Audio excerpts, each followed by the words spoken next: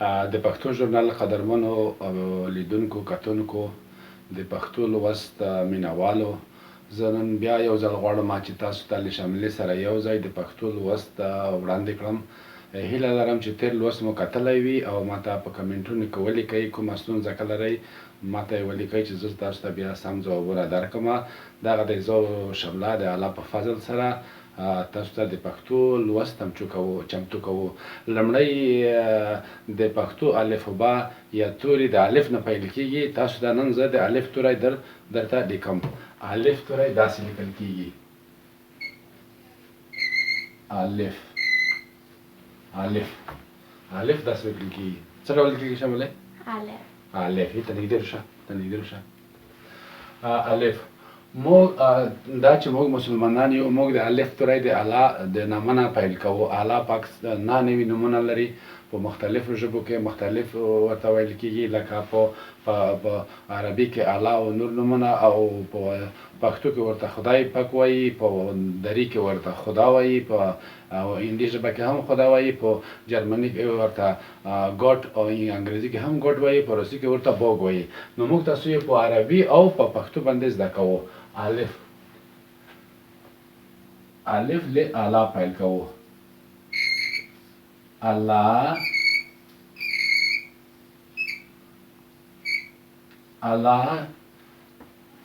جل جلاله زه لاندې لیکم ځکه چې په جی مې لیکم چې الله جل جلاله الله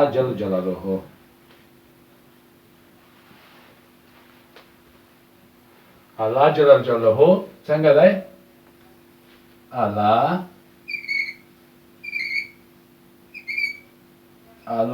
جل جلاله یو دی.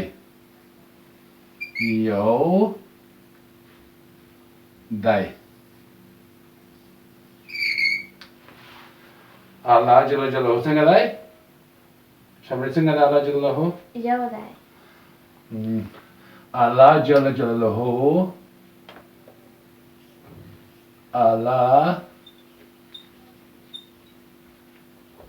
جل جلاله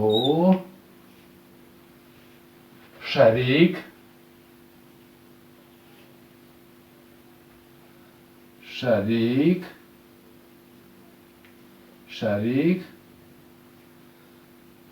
نه لري. څنګه؟ بیا یې سره نه وایو. الف الله جل جلاله یو دی.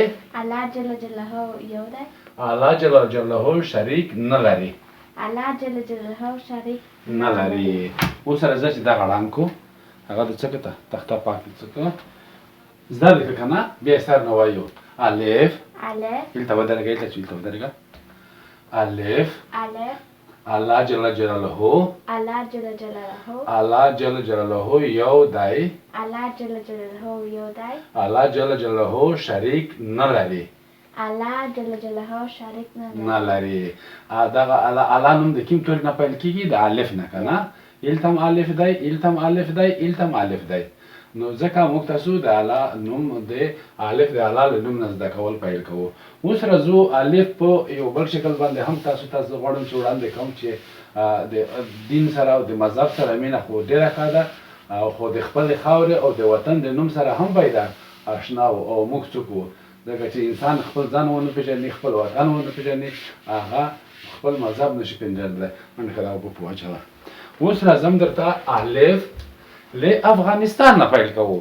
زموږ تاسو یو ډېر ستر نیکمرغي مو دغه ده چې د ملګرو ملتونو په نومونو کې چې کله د هیوادونو نومونه لیکل کېږي لومړی د افغانستان نوم لیکل کېږي.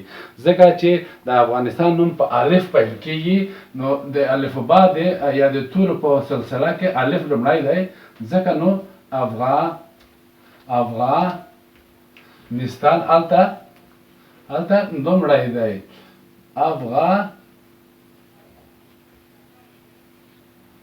افغانستان زموږ هیواد څه نومیږي؟ شاملې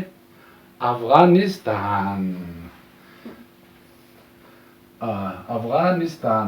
اوس لیکو چې زه که سړی و که نه که وړکی و سړی و وړکی و سړی و هغه ځان ته وایي چې زه افغان یم که نه شملې که وړکی و ځان ته څه وایي وایي چې زه افغان یم که جنکی و ځان ته څه وایي زه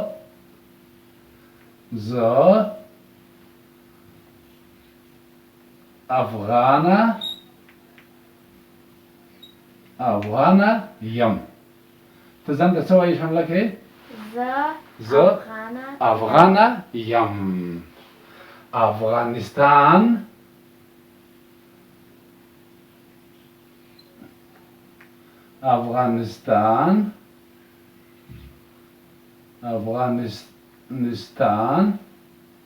زموږ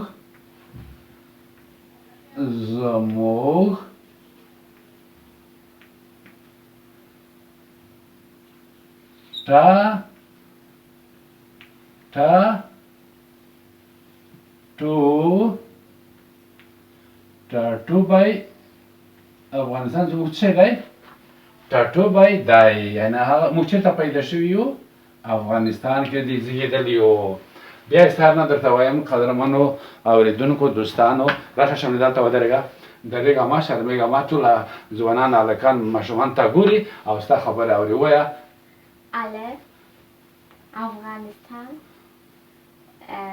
زه افغان یم که سړی وي وړکی وي افغان دی که نه که وړکی وي افغان دی زه افغان یم که جنکی وي زه افغانه یم